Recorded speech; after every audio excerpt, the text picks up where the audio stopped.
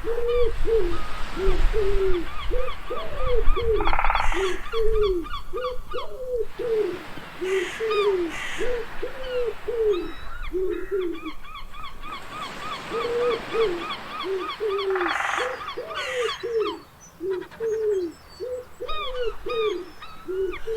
sea is rustling gently at the foot of the cliff.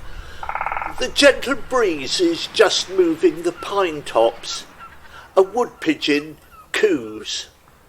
Small birds twitter, and we can even occasionally hear the drumming of a woodpecker. Sounds idyllic, doesn't it?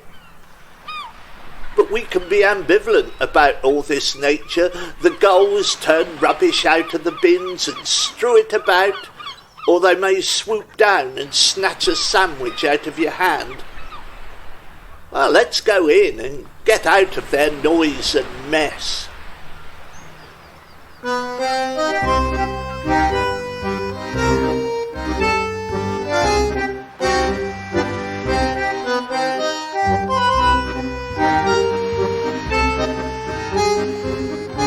Hello, I'm Peter John Cooper.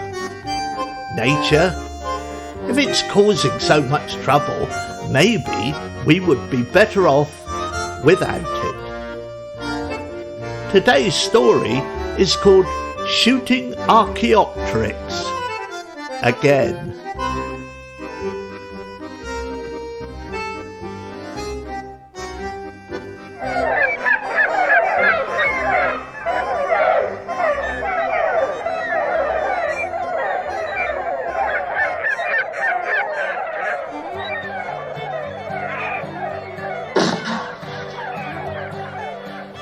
I can hear the sound of the guns and the great squalls of noise from the flying creatures.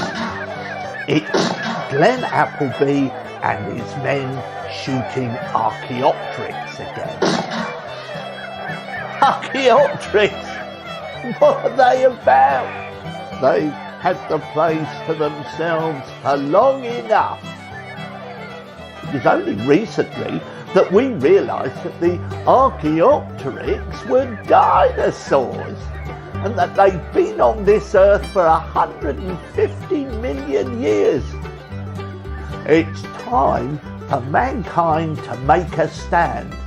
We're the up-and-coming species. Let the dinos move aside. That's what Glen Appleby says anyway. It was them eating the kid. Straight out the baby buggy, swooped down and, and not only toddlers, but pets, dogs, cats, all sorts. So I've heard. It was the kid that done it though. Straight out the buggy like a McDonald's out of that cardboard takeaway box thing they give you. We've taken them for granted, Glen Appleby says. I mean, living on the cliffs and on the foreshore, feeding off plesiosaurs and ichthyosaurs from the deep. Well, let them, we thought. They do no harm to us. Little did we know all that time. And they took up all that real estate. Well, all dinos do. They're all big and lumbering. So Glen Appleby and people like him have cleared most of the countryside of those big thumping brutes. And we can live without fear of being stamped on. Not that I ever recall them stamping on us. Well, except for that time a herd of allosaurs ran wild one night and crushed those old folk in their beds. Somewhere, not near here, somewhere Glen Appleby heard about though in a in a newspaper or something. Well, that was enough. It had to stop. I mean, you can't live like that. Can't make a living. So Glen Appleby and his men got to work, and we will all have a better life all round. It was funny how quiet it all became without their singing. And then there was the child. I mean, I might not have bothered about the Archaeopteryx had it not been for the kiddie. Well, that shouldn't happen.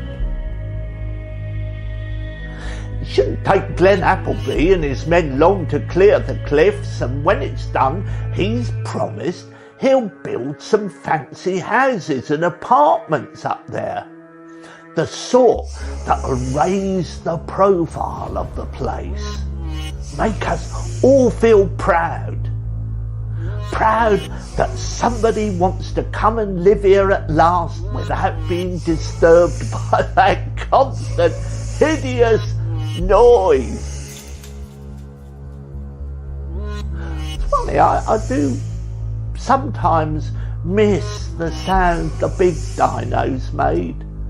High and whinnying. I always thought it was a kind of singing, sweet and melodious. Oh, I used to walk into the forest and just sit and listen to the sound coming in on the evening air. Yeah, now they're all gone, and I'll never hear them again. I wonder if I'll ever miss the Archaeopteryx sound. That sort of mournful wail echoing round the cliffs every morning and evening with a sort of melancholy, as if they were being nostalgic for all those millions of years that have passed by whilst they've been sitting there on all this prime real estate. I mean, they've had plenty of time to develop it themselves. All they had to do was to evolve a bit. They've had the time to, Glen Appleby says. Yeah, maybe they were wailing for the lost youth of their species, for their missed opportunities, an old family who knows its time is over. Anyway, I can hear the guns, and after that it'll be nice and quiet. And then Glen Appleby says he's got a plan to get rid of those ichthyosaurs and plesiosaurs. I've seen them gliding through the shallows and rolling quietly in the waves of the bay before they plunge down into that blue, deep, unknown sea. Well, a bit unnerving, I suppose, that sort of freedom. Put off those people in the new cliff apartment. Might scare them. When Glen Appleby's done, they'll be able to swim undisturbed, and our kiddies and old folk will be safe in their beds, and Glen Appleby can have a rest.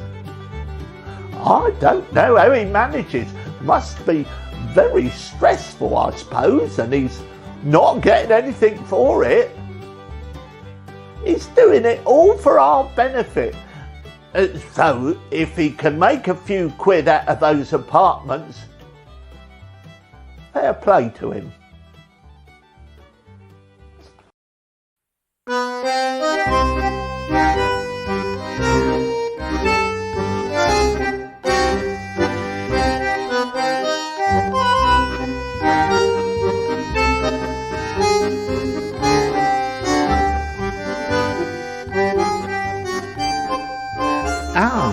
You're still here.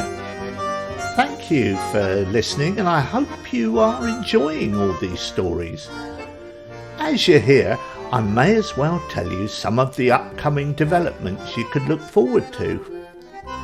Firstly, you will hear some of the stories being read by other actors. I'm excited to be working with some old friends, and I hope this will make an interesting change for you. I'm also hoping to put out some dialogues and plays. These are obviously more difficult to achieve technically, but I'm going to head towards the idea of putting out complete dramas. But I do need to expand my listener numbers to make this worthwhile. So can I urge you to share this with your friends and, if possible, to follow the actual podcast site. It costs nothing to do so, but it makes me feel better. Thank you again for listening.